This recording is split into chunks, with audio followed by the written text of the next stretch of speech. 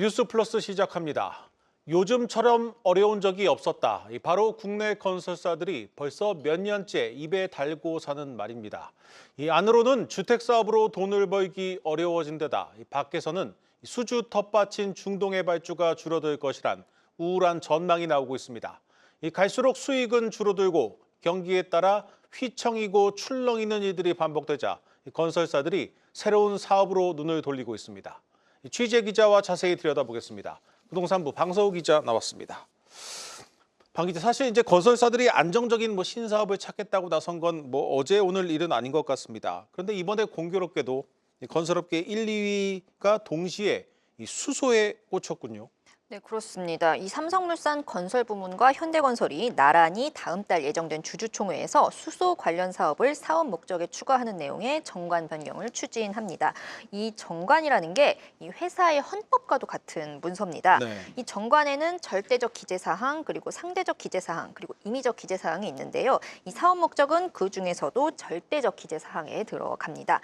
하나라도 누락하면 이제 회사 설립이 무효가 될 만큼 필수적으로 기재해야 하는 중요한 사항인 거죠. 이제 따라서 삼성물산과 현대건설이 정관을 바꾼다.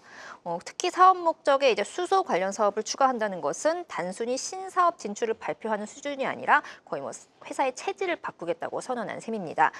통상 이제 건설사 매출은 일반 제조업체와 달리 이제 수주 이후에 착공이 시작되고 나서 이제 공사 진행률에 따라서 매출에 반영되는 구조인데요. 그런데 최근 몇 년째 공사비 급등과 이제 원가율 부담이 높아지면서 이 매출과 직결되는 착공 사업장 자체가 줄어든 상황입니다. 이제 착공에 들어가더라도 또 이제 남는 게 없는 실정이고요. 건설업계에서 보는 이제 적정 원가율이 80%대인데 현재는 평균 90%를 넘어섰고 또 회사에 따라 100%를 넘는 곳도 있습니다. 100%가 넘는다는 건 거의 적자죠. 결국 기존에 하던 주택 사업이나 플랜트만 가지고는 먹고 살기가 힘들어지면서 새로운 사업을 찾을 수밖에 없었던 겁니다. 네, 이제 건설사들에게 사업 다각화는 이 장기적인 생존을 결정지을 경쟁력이 되고 있습니다. 그런데 왜 새로운 성장 동력으로 이 수소를 선택한 겁니까? 결국 성장성 때문이겠죠. 이제 글로벌 수소 시장은 아직 초기 단계이긴 하지만 또 이제 탄소 중립과 신재생 에너지 확대 기조 속에서 굉장히 빠르게 성장하고 있습니다. 네. 해외에서는 이미 수소를 주요 에너지원으로 활용하려는 정책적 지원이 늘고 있고요. 한국도 이제 정부의 수소 경제 활성화 로드맵을 통해서 수소 인프라 확충과 기술 개발을 적극 추진 중입니다. 정부 정책과 연계된 만큼 좀 이제 안정적인 수익 창출이 가능하다고 보고 좀 기업들의 관련 시장 진입이 가속화되고 있는 상황인데요. 그중에서도 건설사가 나서는 이유는 이제 주택만큼이나 잘하는 이 플랜트 부분을 활용해서 쉽게 진출할 수 있기 때문입니다. 기존에 가지고 있는 이 EPC, 설계, 조달, 시공 부분의 역량으로 이제 수소 생산과 운송, 저장 이런 인프라 구축을 선점할 수 있다는 뜻이죠. 건설사들이 또 이제 새로운 먹거리로 낙점하고 글로벌 기업들과 협업해온 이제 미래형 원전이 SMR이라고 하는데 이 SMR도 수소 생산 설비로 활용할 수 있다는 점에서 건설사들의 수송 시장 진입은 사실상 좀 예견된 결과라는 분석도 나옵니다. 실제로 이 현대건설과 삼성물산 두 회사 모두 지금 수소를 비롯한 신재생에너지 사업 추진을 위해서 조직을 개편하고 이미 굵직한 프로젝트에 참여 중입니다. 이 두 회사가 모두 정관에 수소 사업을 추가할 정도면 이제 본격적인 사업이 시작됐다는 의미일 텐데 현재 상황은 어떻습니까? 일단 수소에 대해서 좀 먼저 알려드려야 될 것 같은데요. 지금 생산 방식에 따라서 그레이 수소, 블루 수소, 또 그린 수소, 핑크 수소 등으로 나뉩니다. 이 가운데 이제 생산 과정에서 탄소가 발생하지 않는 수전해 방식으로 생산한 그린 수소와 핑크 수소가 이제 청정 수소로 분류가 됩니다. 여기서 이제 태양광이나 풍력 등 재생에너지 전기로 생산한 그린 수소는 삼성물산이, 그리고 무탄소 전원인 원전의 전기를 이용해 생산한 핑크 수소는 현대건설이 주력하고 있는 상황입니다. 먼저 삼성물산의 경우 이제 지난해 8월 호주 기업과 손잡고 그린 수소 생산 시설을 구축하기로 했습니다. 내년 이제 연간 최대 300톤의 그린 수소를 호주 내수 시장에 공급한다는 목표를 내놨고요. 이와 함께 세계 최대 그린 수소 허브를 목표로 하고 있는 오만에서는 또 컨소시엄을 구성해서 그린 수소 암모니아 독점 사업권을 획득하기도 했습니다. 국내에서는 이제 경북 김천시에 국내 최초로 외부에서 에너지를 받지 않고 직접 생산하는 이 오프 그리드 태양광 발전 그린 수소 생산 설비를 구축하고 있습니다. 이 김천 태양광 발전소와 연계해서 오로지 신재생 에너지로만 매일 0. 6.6톤의 그린 수소를 생산할 수 있다고 합니다. 또 이런 성과들을 좀 기반으로 해서 이 삼성물산 건설부문은 올해 수소 관련 사업이 포함된 신사업 수주 목표치를 지난해 7억 7천억 원보다 140% 늘어난 1조 7천억 원으로 늘린 상황입니다. 네, 그렇다면 이 현대건설의 수소 사업은 현재 어떻습니까? 현대건설의 경우 이미 전북 부안에서 국내 최대 규모의 상업용 수전의 수소 생산 설비를 착공했습니다. 오는 6월 준공을 앞두고 있고요. 이게 거의 완공되면은 하루 1톤 이상의 이제 수소 생산이 가능하다고 합니다. 이와 함께 원전 생산 전력을 이용한 수소 생산 기지 구축에도 나서고 있습니다. 한수원 등과 협력해서 하루 4톤 이상의 청정 수소 생산과 저장, 출하가 가능한 인프라를 내후년까지 구축할 계획이고요. 이에 따라 이제 현대건설은 좀 이제 원자력과 연계한 그런 수소 생산 패키지 시장을 선점한다는 목표입니다. 특히 이제 그룹사인 현대차가 수소 생태계 구축에 힘을 보탤 예정인 만큼 기존 EPC와 이제 피드 설계를 넘어선 사업 영토 확장이 예상이 되는데요. 실제로 현대차 역시 이번 주총에서 사업 목적에 이제 수소 관련 사업을 추가할 예정입니다. 이에 대해 현대건설 관계자는 이제 시장 변화와 그룹 차원의 수소 밸류체인 확대에 따라서 사업 형태를 확장할 가능성이 충분히 있고 또 이제 현대차 그룹과의 시너지를 극대화해서 경쟁력을 확보할 계획이라고 전해왔습니다. 네, 잘 들었습니다. 부동산부 방서우 기자였습니다.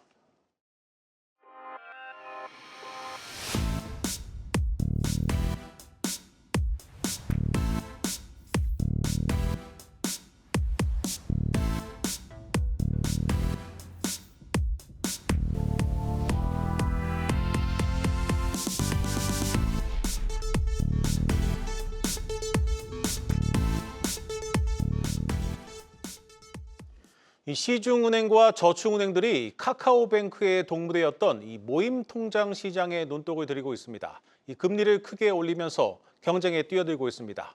그 이유 취재 기자와 자세히 알아보겠습니다. 경제부 김예원 기자 나왔습니다. 김 기자, 먼저 이 모임 통장 시장 규모가 얼마나 되길래 다들 뛰어드는 겁니까? 네, 모임 통장은 한 계좌에 담긴 돈을 여러 명이 관리할 수 있도록 만든 상품인데요. 2018년 인터넷 은행인 카카오뱅크가 최초로 출시하며 시장을 개척했습니다. 이 카뱅 모임 통장에 예치된 돈만 지난해 말 기준으로 8조 4천억 원입니다. 2030뿐 아니라 최근엔 40대 이상 고객 유입도 빠르게 늘면서 이 금액과 이용자 수 모두 빠르게 증가하고 있는 건데요. 카카오톡과 연계의 편리성을 내세운 카카오뱅크가 모임 통장 시장을 좀 빠르게 선점하고 있습니다. 네, 그동안은 사실상 이 인터넷 은행 카카오뱅크가 독점하고 있는 시장인데 최근 은행들이 뛰어들고 있다고요? 네, 맞습니다. 업계는 이 은행권, 은행 모임 통장 잔액만 최대 10조 원 정도로 추정하는데요. 다른 예금에 비해 규모는 작지만 이 다수 이용자들을 잡아줄 수 있는 만큼 무시할 수 없는 시장이 된 겁니다. 이 때문에 최근 은행들이 다시 모임 통장 확보에 드라이브를 걸고 있습니다. 우리은행은 지난해 11월 새 뱅킹 앱을 출시하면서 모임 통장 기능을 추가했고요. 최근엔 신한은행이 3년 만에 다시 모임 통장 서비스를 재출시하면서 이 빅모델을 기용하고 대규모 이벤트까지 열면서 고객들을 끌어모으고 있습니다. 오는 6월엔 저축은행 업계도 모임 통장 서비스를 재출시할 계획입니다. 시중은행들 덩치를 감안할 때 그리 큰 시장은 아닌 것 같은데 이 은행들이 뛰어드는 또 다른 이유는 뭡니까? 이 성장성이 높을 뿐 아니라 이 자금 조달 측면에서도 장점이 크기 때문입니다. 은행권이 모임 통장에 제공하는 금리가 대부분 0.1%로 아주 낮은데요. 은행 입장에선 이자 비용을 크게 지불하지 않고 돈을 조달할 수 있는 수단인 셈입니다. 저원가성 예금이라고도 하는데요. 특히 지금 같은 금리 인하기에 예금 금리가 2%대로 빠르게 떨어지면서 예금 고객들이 수익을 더 거둘 수 있는 미국 주식이나 가상자산 등으로 돈을 옮기고 있죠. 이런 영향에 5대 은행의 요구불 예금이 지난해 말과 비교해 2달 사이 41조 원 넘게 빠져나갔는데요. 이렇게 많은 돈이 좀 빠르게 빠져나가다 보니 은행들도 이 수익성 방어 차원에서 저원가성 예금의 필요성이 더욱 커지고 있습니다. 네, 카카오톡을 등에 업은 이 카카오뱅크가 선점을 한 시장인데 다른 은행들이 뛰어들려면 이 차별화된 경쟁력이 있어야 할 텐데 전략이 뭡니까? 네, 쉽지 않을 거란 관측이 많습니다. 또 다른 인터넷 은행인 이 토스뱅크의 경우에도 지난해 말 기준 가입자 수가 162만 명, 잔액이 6천억 원이 넘습니다. 성장성은 높다지만 절대적인 수치는 카카오뱅크와 좀 크게 차이가 나는데요. 이 때문에 경쟁력으로 내세울 수 있는 건 사실상 금리뿐이라는 평가도 나옵니다. 이 출시를 예고한 저축은행도 이 시중은행 대비 높은 금리를 제시할 계획으로 알려졌고요. 또 다른 금융상품인 이 적금과 연계해 금리 혜택을 주는 경우도 있습니다. 신한은행은 모임 통장 내 적금을 들면 우대금리를 더해 최대 4.1% 이자를 받을 수 있도록 했습니다. 기능 개선과 함께 사실상 금리를 조금이라도 더 줘서 고객들을 끌어오겠다는 보관으로 보입니다. 네, 잘 들었습니다. 경제부 김예원 기자였습니다.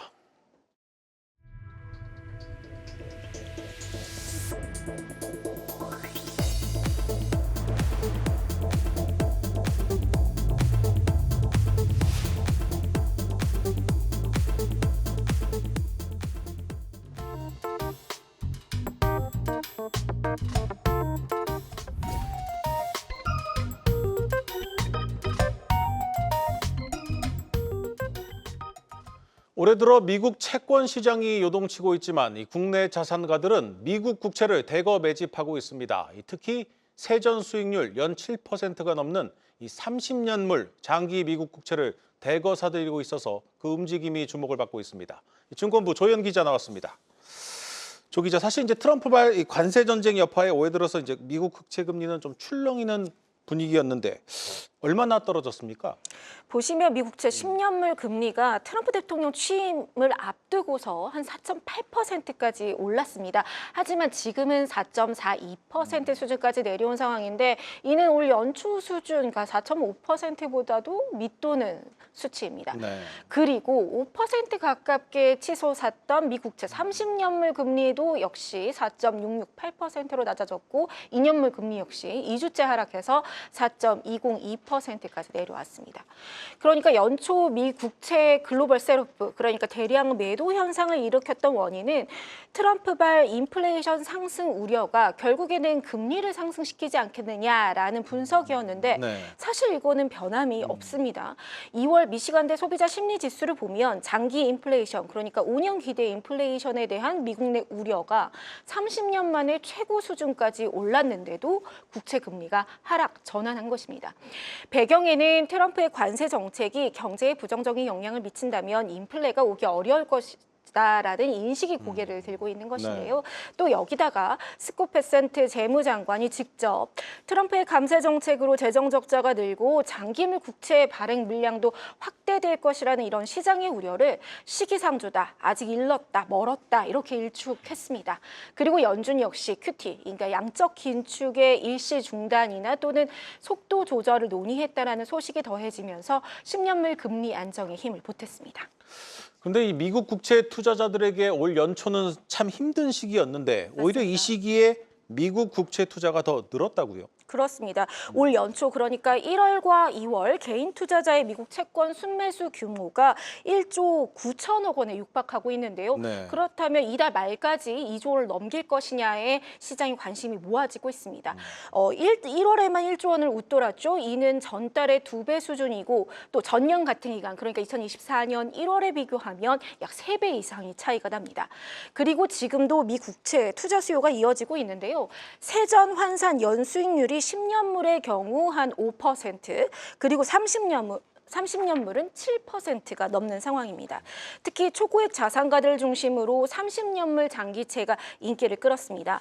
미 국채를 가장 많이 판 삼성증권의 SNI 고객 계좌를 분석해 보면 전체 판매 금액의 75%가 미 국채 30년물에 쏠린 모습이었고요. 투자 패턴은 이제 MTS에서 투자할 수 있는 최소 단위, 그러니까 $100부터 우리 돈으로는 100억 원 이상을 넣는 투자자까지 고루 분포되어 있었습니다. 네. 그리고 또 개인 투자자들은 현물 채권, 그러니까 알채권보다 ETF로도 미국 채권을 많이 투자하죠. 그래서 사실 지난주까지만 해도 채권 ETF 개인 순매도 상위권을 보면 10개 상품 중에 8개 상품이 미 국채 30년물 관련 ETF였는데 이 흐름도 소폭 자금 유입으로 반전하는 모습입니다. 네.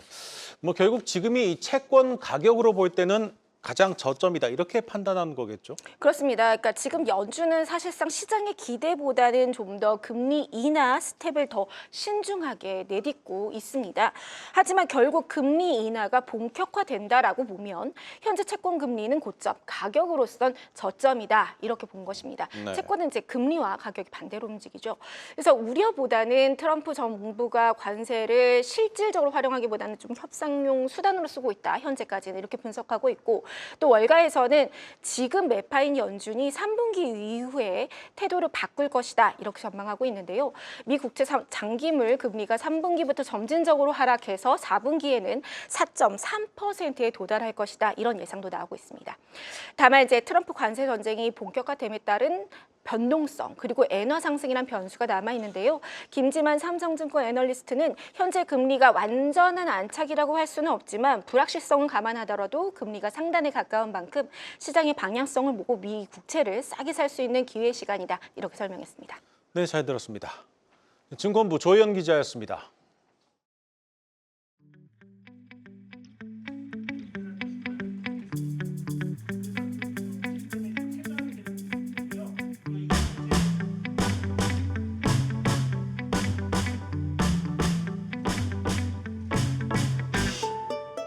이 디자인이 본격적으로 적용되게 되면 이 브랜드 하나만으로도 전 세계인은 서울을 떠올릴 수 있고 그리고 서울 시민들이나 이용하시는 분들이 대중교통을 이용하시는 데 좀 더 편의성이 증대되지 않을까 하는 기대도 가집니다.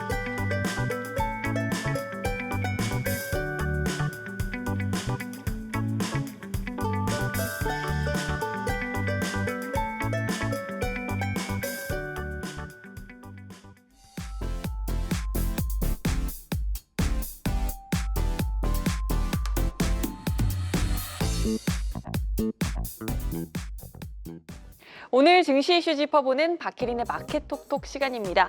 오늘 우리 코스피 외국인과 기관의 동반 매도세에 2,640선으로 주저앉았습니다. 미국 경기 둔화에 대한 우려가 커지면서 그간의 단기 랠리에 따른 부담이 단기 차익 실현으로 이어진 영향으로 풀이됩니다. 월요일부터 조금 힘이 빠지는데요. 증권가에선 이번 주 주중 미국 주요 경제 지표와 목요일 있을 엔비디아 실적 등의 이벤트를 거치며 그간 단기 랠리 부담을 소화하는 흐름을 증시가 보일 것이라고 전망하고 있습니다. 지수는 빠졌지만 미국 정부가 중국 선사와 중국산 선박과 관련한 해상 운송 서비스에 수수료를 부과한다는 소식에 오늘 국내 해운 조선 기업들은 반사수혜가 기대되며 강세를 보였습니다. 미국 무역대표부가 추진하는 방안은 미국 항구에 중국 선사의 선박이 들어오면 최대 100만 달러, 중국산 선박일 경우 최대 150만 달러의 수수료를 부과하는 내용 등이 담겼습니다. 계약 취소로 선수금을 받지 못하는 것보다 향후 미국에 입항할 때 부과될 수수료가 더 클 수 있기 때문에 글로벌 선사들이 중국에 발주해놓은 계약을 파기하고 한국 조선사에 발주할 것이란 전망이 나오고 있습니다. 특히 해운주 중 오늘 장중 신고가로 직행한 HMM, 세계 1위 해운사 MSC가 전체 선택에서 중국산 선박 비중의 25%를 차지하는 한편 HMM의 경우 2%로 주요 해운사 가운데 가장 낮아서 자금이 몰리고 있고요. SK해운의 일부 사업부 인수까지도 추진하고 있어서 사업 구조 다각화에 대한 기대감이 주가에 긍정적인 영향을 미치고 있습니다. 이번 주 추이가 서서히 풀리고 있습니다. 증시에서도 벚꽃 배당 시즌이 돌아왔죠. 지난해부터 정부가 깜깜이 배당 절차를 개선해 투자자들이 배당금을 확인하고 투자할 수 있게 해 상당수 기업들이 배당 기준일을 올해 봄으로 늦춘 영향입니다. 먼저 배당을 받기 위해선 배당 기준일 이틀 전까지 매수해야 한다는 것 알고 계시죠? 즉 당장 2월 28일이 배당 기준일로 설정된 종목인 경우 이번 주 수요일인 26일까지는 매수를 해야 한다는 점 유념하시고 대표 벚꽃 배당주 알아보겠습니다. 이번 주 배당 열차에 탑승해야 하는 종목들, 특히 수익률이 높은 종목들 위주로 정리했습니다. 오늘 기준으로 가장 높은 배당 수익률이 기대되는 곳은 LX 인터내셔널입니다. 대다수 은행주들도 포진한 가운데 특히 우리금융지주가 돋보이고 있습니다. 만약 이번 주 기회를 놓친다면 다음 달 준비해야겠죠. 3월 주요 벚꽃 배당주로는 17일까지 매수해야 하는 기아, 또 26일까지 매수해야 하는 교보증권 등이 있다는 점 확인하시고요. 요새같이 불확실성이 큰 시기, 안정적인 배당주의 매력도가 더 크게 느껴지시죠. 다만 배당금을 받을 권리가 사라지는 배당락일 이후엔 별다른 모멘텀이 없다면 배당주 투자 자금이 빠져나가 주가가 하락할 수 있기 때문에 유의하셔야 합니다. 지금까지 마켓 톡톡이었습니다.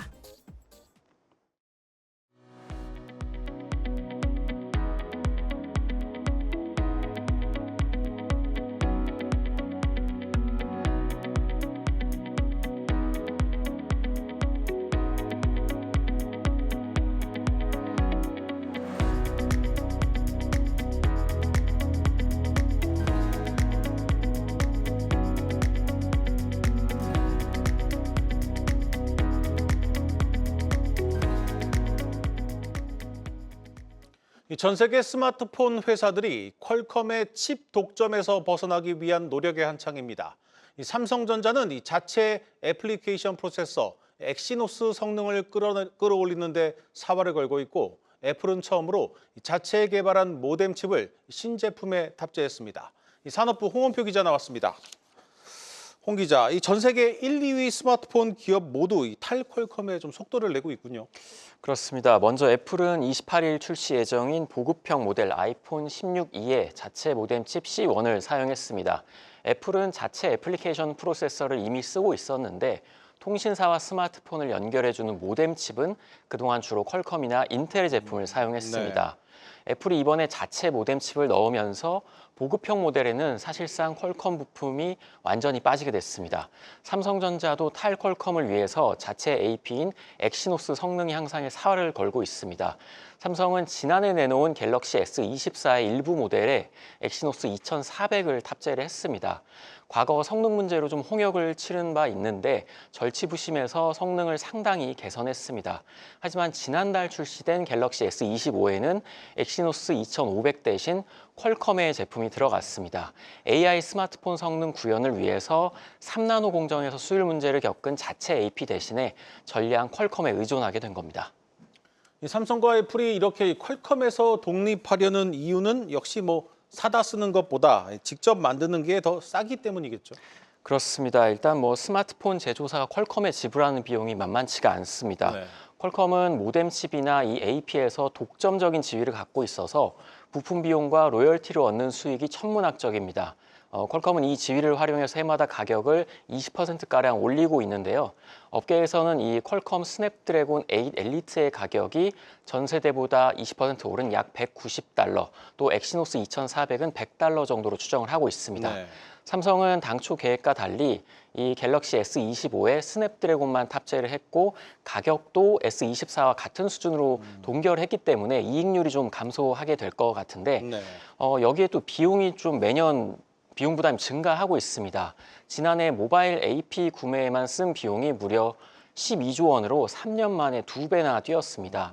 상황이 이렇자 삼성은 자체 AP를 탑재를 해서 이익률을 좀 높이고 또 퀄컴과의 가격 협상에서도 밀리지 않겠다, 이런 입장인데요. 다만 이 엑시노스의 성능이 퀄컴이나 애플 또 대만의 미디어텍과 비교하면 한 세대 이상 뒤처지는 게 좀 문제이긴 합니다.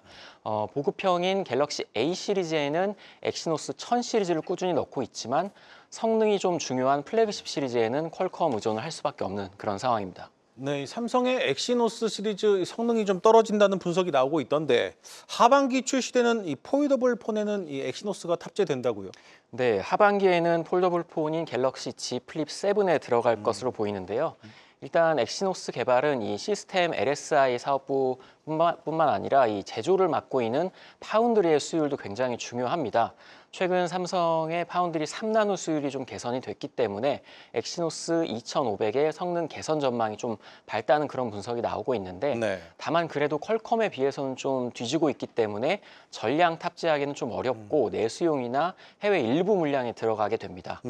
매년 이 퀄컴이 한 20%가량 가격을 인상을 하고 있어서 하반기 나올 좀 새로운 모델이 한 $200를 넘을 것이다, 이렇게 또 전망이 되는데, 이렇기 때문에 업계에서는 삼성이 플래그십 시리즈에서 일부만 좀 엑시노스를 탑재해도 충분히 의미가 있다, 이런 분석이 나오고 있고요. 그래서 이 엑시노스 2600 같은 경우는 내년 갤럭시 S26에 탑재할 계획도 갖고 있습니다. 특히 이 탑재 비중을 과거 S24보다 좀 대폭 늘려서 탈퀄컴을 가시화하겠다는 목표입니다. 네, 잘 들었습니다. 산업부 홍원표 기자였습니다.